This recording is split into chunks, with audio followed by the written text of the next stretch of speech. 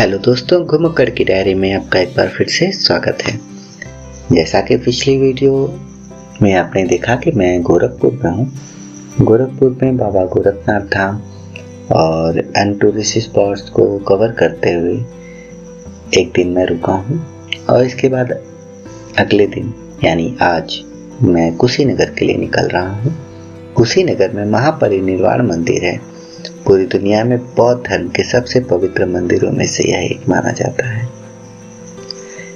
भगवान बुद्ध के जीवन काल के 4 पवित्र स्थानों में यह एक है। बुद्ध ने अपना अंतिम उपदेश इसी स्थान पर दिया। कुशीनगर जो है वह प्राचीन काल में मल्ल वंश की राजधानी था और 16 महाजनपदों में से एक महाजनपद था।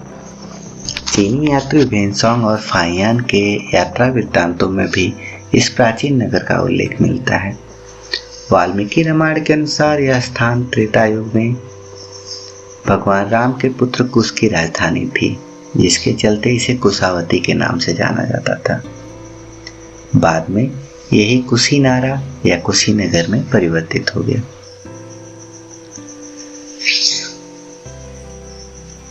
पाली साहित्य के ग्रंथ त्रिपिटक के अनुसार बौद्ध काल में यह स्थान मल्ल राजाओं की राजधानी कुशीनारा के नाम से जाना जाता था।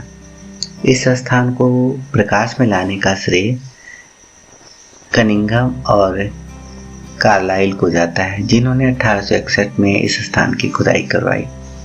बौद्ध ग्रंथ महापरिनिर्वाण सूक्त में पाली भाषा में उल्लेखित है कि उस वर्ष बारिश से पहले बुद्ध राजगृह में थे।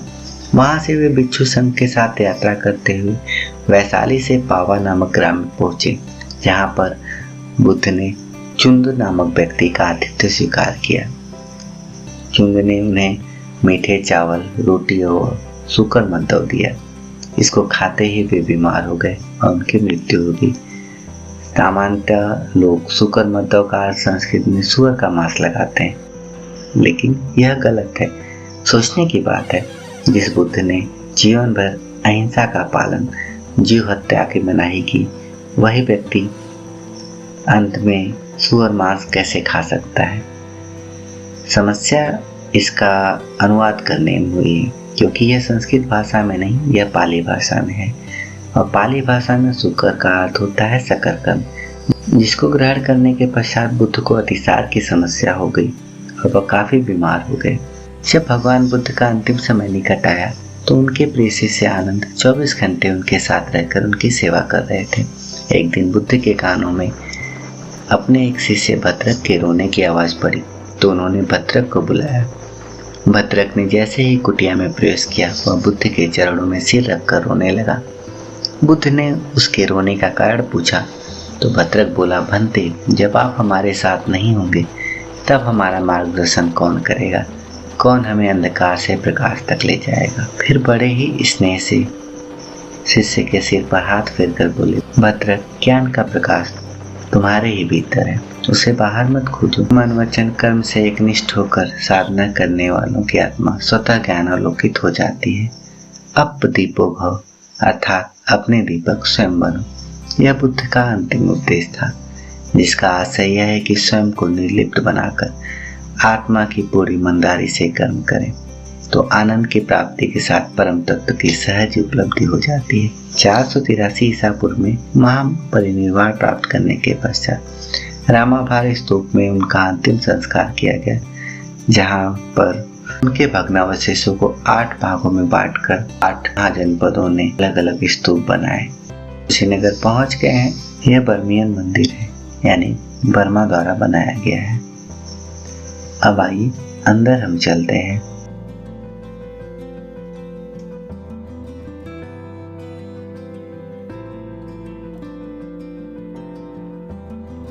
अभी बरसात हो रही है, चलिए अंदर चलते हैं।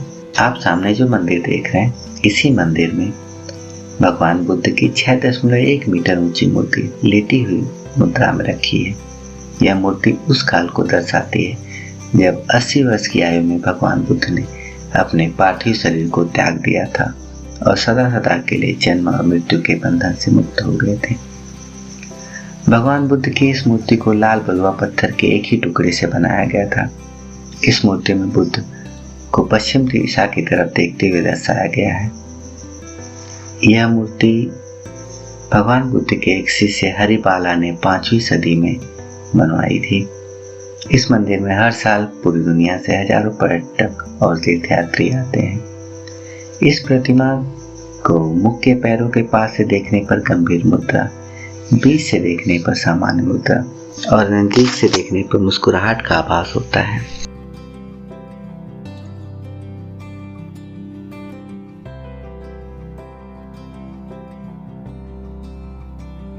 मुख्य मंदिर के अलावा यहाँ पर इंडो जापानी मंदिर, बर्मा द्वारा निर्मित मंदिर, चीनी मंदिर, थाई मंदिर, कोरियाई, श्रीलंकाई, तिब्बती मंदिर, ध्यान पार्क और बौद्ध संग्रहालय मौजूद हैं। यहाँ पर आप समय निकालकर घूम सकते हैं। तो आज के वीडियो में बस इतना ही। आशा करते हैं कि आपको यह वीडियो पसंद आई होगी। यदि आपको हमारा कंटेंट पसंद आता है तो कृपया हमें लाइक, सब्सक्राइब और अपने मित्रों के साथ शेयर जरूर करें और हमारे साथ जुड़े रहने के लिए आपका बहुत बहुत धन्यवाद।